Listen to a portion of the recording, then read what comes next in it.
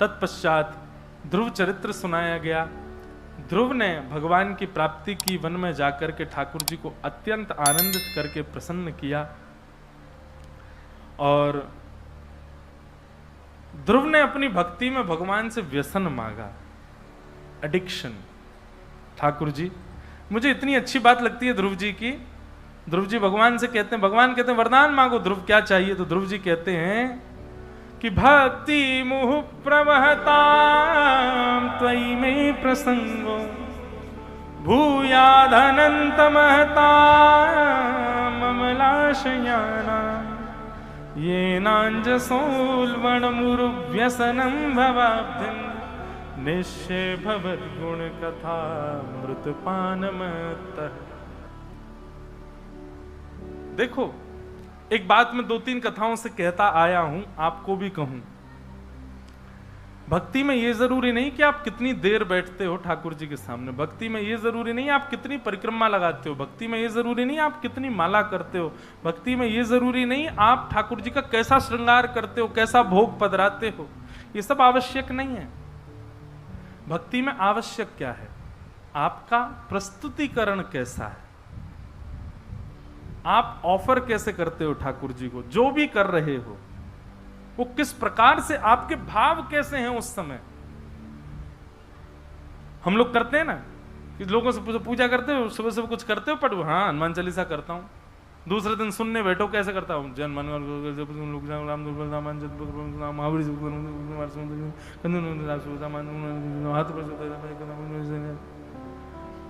जी कहते होंगे नेक डट ले यार, तू जपता है मेरी सांस चलती, कि इतनी तेज थोड़ी भाग रहा था मैं।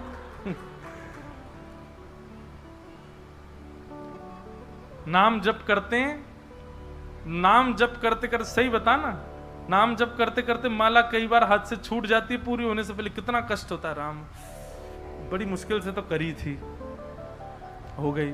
और एक आजकल एक और है, वो काउंटर रखते हैं लोग, काउंट करते हैं उसमें कितने नाम हो गए हमारे। काउंटर जपते जपते जपते जपते महाराज पहुंचा दिया आपने 2-2.5 लाख। अब आए दिन देखते हैं 2 लाख नाम पहुंच गए हमारे। तभी किसी बालक ने रिफ्रेश कर दिया, 0 कर दिए सवरे। नींद नहीं आ सकती पर।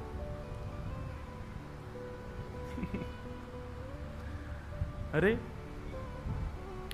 ये नहीं, आपकी ऑफरिंग देखते हैं ठाकुर जी, आप ऑफर कैसे करते हो।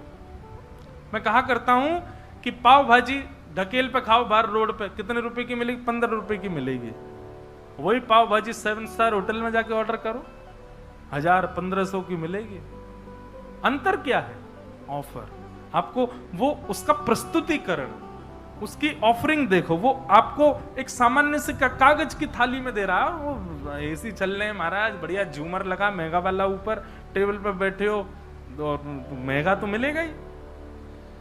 ठीक वैसे ही भक्ति में आपका प्रस्तुतिकरण दिखते हैं ठाकुर जी।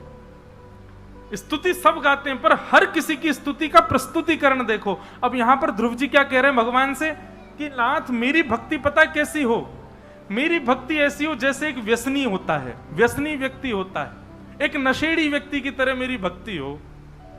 भगवान बोले क्यों, तुम व्यसन की तरह भक्ति क्यों करना चाहते हो? बोले महाराज व्यसनी व्यक्ति में एक बहुत अच्छा गुण होता है।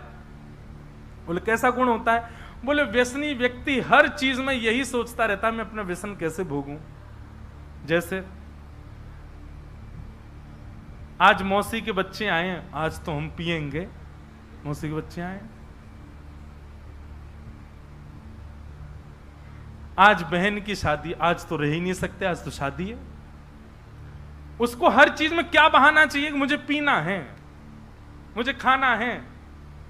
आज क्या हो गया, आज लाइट चली गई, राहुल केला की 12 घंटा की लाइट, आज तो पीना ही पड़ेगा, क्या करें, रात कैसे कटेगी हमारी, ऊपर छत पे पिएंगे। आज मेरा विवाह पक्का हो गया, खुशी में पीऊंगा। 4 दिन बाद लड़की ने मना कर दिया मुझे तुमसे ब्याह नहीं पी, दुख में पीऊंगा। पीना तो मुझे है। मैं फर्स्ट रैंक से पास हो गया तब तो पीना पड़ेगा। फेल हो गए बेटा तुम, अब तुम कुछ नहीं कर पाओगे तो गम में तो पीऊंगा ही मैं। अरे कहां तक बताएं महाराज, ये तंबाकू आदि खाने वाले कैसे कैसे व्यसनी होते हैं। वो कथा में 3 घंटा बैठ थोड़ी सकते हैं। कीर्तन कथा में गाया जाता है ताकि सबकी सुस्ती चली जाए, ताकि सब लोग करताल बजाएं, थोड़ा नहीं आनंद और आवे। पर व्यसनी व्यक्ति तो ये सोचता है महाराज जी कीर्तन कब करेंगे, कीर्तन होते ही वो अभी आता हूं लघु शंकर, वो गिचाएगा, खा के आएगा। कैसा व्यसनी? व्यसनी व्यक्ति केवल बहाने ढूंढता है व्यसन को भोगने के। ध्रुव जी कहते हैं नाथ मैं भी व्यसनी व्यक्ति की तरह हो जाऊं, मैं भी केवल बहाने ढूंढा करूं आपका भजन करने के लिए। आज क्या है भाई, आज तुम पास हो गए, आज तो मैं भजन करूंगा, पास हो गया। फेल हो गए, आज तो भजन करना पड़ेगा, फेल हो गया। आज क्या है, बहन की शादी है, आज तो भजन करना पड़ेगा। मौसी के बच्चे आए, चलो सब मिलके भजन करेंगे। लाइट आ गई, एसी चल रहा है, एसी में बैठ के करेंगे। लाइट चली गई महाराज तो क्या ऊपर छत पे बैठ के करेंगे? आज माँ ने पाव भाजी बनाए, फिर तो पाव भाजी खाने के बाद ही करेंगे। आज तो व्रत है, व्रत में तो करना ही चाहिए। ध्रुव जी की स्तुति का देखो प्रस्तुतिकरण, ठाकुर जी से कह रहे हैं कि नाथ मुझे व्यसनी बना दो। और ये बात कोई मनगणंत नहीं, लिखा है ये नांज सोल व्यसनम भवाब्धिम, मुझे व्यसन लग जाए आपकी कथा सुनने का। जीवन की कैसी भी स्थिति आए, उस हर स्थिति में व्यसनी केवल व्यसन ढूंढता है। मैं जीवन के हर स्थिति में केवल ये सोचूं कि चलो ठाकुर जी को भज लिया जाए। मेरा जीवन ऐसा एक व्यसनी के भांति कर दो नाथ। भगवान खूब जोर से हंसे ध्रुव जी की स्तुति सुन के। वाह ध्रुव, हम तुमसे बहुत प्रसन्न हैं। बस यही तो हमारा उद्देश्य है, हम उनको प्रसन्न करना चाहते हैं। हमारी प्रस्तुतिकरण ऐसी हो। दाल चावल बना दिए, भोग लगा दिया ठाकुर जी का। ठाकुर जी भी ऊब जाते हो, रोज 100 ही बना दे। कुछ नया तो करो, कुछ नवीनता तो लाओ उसमें, कुछ तो उसमें नवीनता करो। रोज एक ही स्तुति ठाकुर जी को सुना देते हो, उससे कब कितनी दिन मन लगेगा ठाकुर जी का? ठाकुर जी कुछ ना कुछ नवीन करते रहो ना। मैं कहता हूं इसको अपनी भाषा में रोलर कोस्टर भक्ति करो ठाकुर जी की। कभी तो ले गए ऊपर महाराज, ठाकुर जी बैठे, हाँ हाँ अब क्या करेगा पता नहीं, नीचे आ गए अब तो ओ ठाकुर जी आनंद देते रहे, हंस रहे, ठाक के मार के बोले या के संग बहुत आनंद आवे भाई, बहुत आनंद करावे मुझे। कभी तो खूब ऊंचो ले जाए, कभी ऐसा महाराज नीचे घुमावे, पेट में गुदगुदी कर दे मेरी। ठाकुर जी को ऐसा सुख मिले, ऐसी भक्ति करो ना ठाकुर जी की।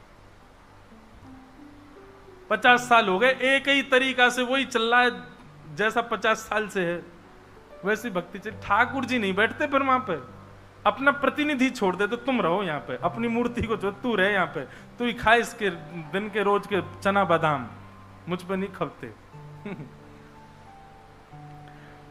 तो ध्रुव जी की स्तुति से हमने ये सीखा। ध्रुव जी ने भगवान की स्तुति गाई। इन्हीं के वंश में आगे चल करके राजा अंग हुए, उनके बेटा बैन हुए, बैन के पुत्र पृथु हुए। पृथु महाराज ने भगवान की स्तुति गा करके 10,000 कान मांगे। ऐसे पृथु महाराज को हम प्रणाम करते हैं। फिर आगे चल करके महाराज भूगोल खगोल का वर्णन किया गया और नरकों का वर्णन करते हुए अजामिल उपाख्यान सुनाया गया। तत्पश्चात वृत्रासुर की स्तुति सुनाई। वृत्रासुर ने भगवान की स्तुति गाई है। अहम हरे तब पादैक मूल दासानुदासो। जितने भी वैष्णव यहां बैठे हैं, वृत्रासुर की स्तुति निकालिए प्रिंट और याद कीजिए, रोज गाया कीजिए अपने ठाकुर जी के आगे। और अर्थ आज सुनकर के जाइए, वृत्रासुर कहता क्या है अपने ठाकुर जी से। श्रीमद् वल्लभाचार्य जी महाराज कहते हैं हर वैष्णव को निष्काम भक्ति किसको कहते हैं, ये वृत्रासुर से सीखो। वृत्रासुर की कथा भी कई बार मैंने विस्तार से सुनाई है। यहां हम अन्य कथाओं का विस्तार करेंगे राहुल किला में, जो जो हमके रह जाती हैं कथाओं में। आज तो नंदोत्सव कर दें, फिर कल से वेणु गीत, युगल गीत प्रयास करेंगे, अगर उनका विस्तार हो पाया तो उन्हीं का भाव रखेंगे। और कल कथा में श्री गिरधर लाल जी भी पधारेंगे। बोल गिरधर लाल प्यारे की जय। कल एक कोई टीवी या 2 टीवी ऐसे लगवा देना इधर, क्योंकि हमारे लाल जी छोटे से दूर से दिखेंगे नहीं, तो एक टीवी में कैमरा वाले भैया थोड़ा फोकस करके दिखाएंगे तो आप सबको दिख जाएंगे। कल ही आएंगे ना, कल पधारेंगे, कल श्री गिरधर लाल जी पधारेंगे, 56 भोग यहाँ होगा उनका, बड़े आनंद के साथ हम लोग करेंगे उत्सव। तो वृत्रासुर क्या कहता है, बहुत ध्यान से सुनो। अहम हरे तव पादैकमूल दासानुदासो भवतास्मि भूय मनस्मरेता सुपतिर्गुणांस्ते गृणीतवा कर्म करोतु काय। वृत्रासुर कहता है, नाथ मुझ पर ऐसी कृपा कर दो, मैं आपके दासों के दासों के दासों के दासों का दास बन जाऊं, ऐसी कृपा करो। बंधुओं, ठाकुर जी का दास बनना बहुत इजी है, बहुत सबसे सरल काम है जगन्नाथ भगवान का दास बनना। और सबसे कठिन क्या है? भगवान के दासों का दास बनना। क्यों? आप जानते हो क्योंकि कि आप जगन्नाथ जी को कुछ भी ऑफर करोगे, वो कुछ कहेंगे थोड़ी, सब स्वीकार कर लेंगे, पर उनके दास तो आपको टोक देंगे। गले में सूखी माला पहना दी, तुरंत उतार के धर देंगे। भोजन में यदि रोटी जली भई भई तो पाएंगे नहीं, छेना पूड़ा ज्यादा ही जला हुआ तो कौन खाएगा। एक जगह मैं गया, वहां छेना पूड़ा, बोले महाराज जी खाओ। मैंने कि अरे भैया हम बहुत खा लिए, बहुत दिन से खा, नहीं ये तो खाने पड़ेगा। अब अंदर अंदर का तो खा गए, वो बाहर जला हुआ छोड़ दिया। बोले ये नहीं खा, ये तो सबसे ज्यादा इंपॉर्टेंट होता है। अब वो इतना जला हुआ था कि उसको कैसे खाया जाए। खा तो गए, पूरा मुंह काला पड़ गया। तो भाई ठाकुर जी खा सकते हैं, ठाकुर जी सब प्रकार की आपकी सेवा स्वीकार कर लेंगे, पर वैष्णव की सेवा करोगे, वैष्णव तो टोक देगा आपको। ऐसे नहीं कर सकते। ठाकुर जी को कैसे भी प्रणाम करो, बेचारे यूं ही खड़े रहेंगे। वैष्णव को गलत प्रणाम किया तो आपको टोकेगा, ऐसे प्रणाम नहीं करते, ऐसे प्रणाम करो। वैष्णव की सेवा करना, दासों के दासों की सेवा करना, वो तो कठिन है। ठाकुर जी के आगे झुकना तो कोई भी झुक जाता है, ठाकुर जी के दासों के आगे झुक के दिखाओ, तब माने।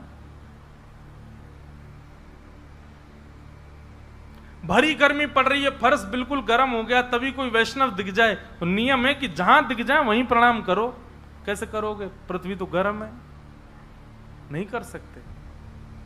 दास बनना ठाकुर जी का बहुत सरल है, पर दासों का दास बनना बहुत कठिन है। ठाकुर जी के दासों का दास नहीं बना। तो वही बात यहां वृत्रासुर कह रहे हैं, नाथ सरल भक्ति क्यों करूं मैं, आपका दास तो पूरी दुनिया है, मैं आपका दास नहीं बनना चाहता। बोले तो क्या बनना है? बोले दासानुदासो भवतास्मि भूय, दासों के दासों का दास बनाओ। ठाकुर जी बोले अच्छा, तुम जरूर हमको ये, आज की भाषा में कहूं तो बटरिंग कर रहे हो, ये हमको तुम केवल लुभाने के लिए ये चिकनी चुपड़ी बातें कर रहे हो, ताकि तुम्हारी बातों से हम रीझ करके कह दें कि कुछ मांग लो, और सही तुम हमसे कह दो कि ब्रह्मा की पदवी दे दो। हम सब जानते तुम्हारी बात। वृत्रासुर कहता है क्षमा करें भगवान, लेकिन जो मैं चाहता हूं वो आप दे ही नहीं पाओगे। अच्छा क्या मांगना चाहते हो बताओ? तब वृत्रासुर दूसरे श्लोक में कहता है, न नाक पृष्ठम न च पारमेष्ठम न सार्वभौमम न रसाधिपत्यम न योग सिद्धिर्न पुनर्भवम वा समंजसत्वा विरह्य कांक्षे। ना ही मुझे इंद्र की पदवी चाहिए, किसी भी देवी देवता का स्थान मुझे नहीं चाहिए, पृथ्वी का भी राजा मुझको मत बनाइए। भगवान बोले तो क्या चाहिए? बोले पहले वचन दो, जो मांगूंगा सो दोगे। भगवान बोले ये वरदान मांगने से पहले जो यूं कहते हैं ना वचन दो, जो मांगूंगा सो, वो जरूर कुछ विचित्र ही मांगते हैं। क्या चाहिए बताना? बोले नाथ आपको पाने के लिए मेरे जीवन में बहुत तड़पन आ जाए, मैं बहुत आपके लिए विरह में चला जाऊं, व्याकुल हो जाऊं, खूब रोऊं, खूब तड़पूं आपसे मिलने के लिए, जैसे प्यासा पानी के लिए तड़पता है, ऐसे मैं आपके लिए तड़पूं, पर आप मुझे वचन दीजिए कि मुझे तड़पने दीजिएगा, मिलिएगा मत। बताओ दोगे? ठाकुर जी स्तब्ध हो गए, भाई ये कैसी भक्ति तेरी? भजन करेगा, मुझे पुकारेगा, भजेगा, पर ये भी चाहता है कि मिलना मत। क्यों? क्योंकि ठाकुर जी जब आपसे मिलने की तड़प होती है ना, तो रोम रोम को आप स्पर्श करते हो, पर जब आप मिल जाते हो तब केवल आंखों को दिखाई देते हो। दर्शन जब होता है तो केवल नेत्रों को दिखाई देते हो, लेकिन जब विरह होता है तो बुद्धि, मन, कान, आंख, जिह्वा, हाथ, पैर, समस्त इंद्रियां केवल यही बजती हैं कि कब मिलेंगे, कब मिलेंगे, कब मिलेंगे। नाथ, मैं केवल नेत्रों को सुख नहीं देना चाहता, मैं तो सर्वांगीण अंग से आपका होना चाहता हूं, और सर्वांगीण अंग आपको तब याद करता है जब आप सामने नहीं होते, इसलिए मुझे आपका विरह चाहिए। समंजसत्वा विरह एकांश।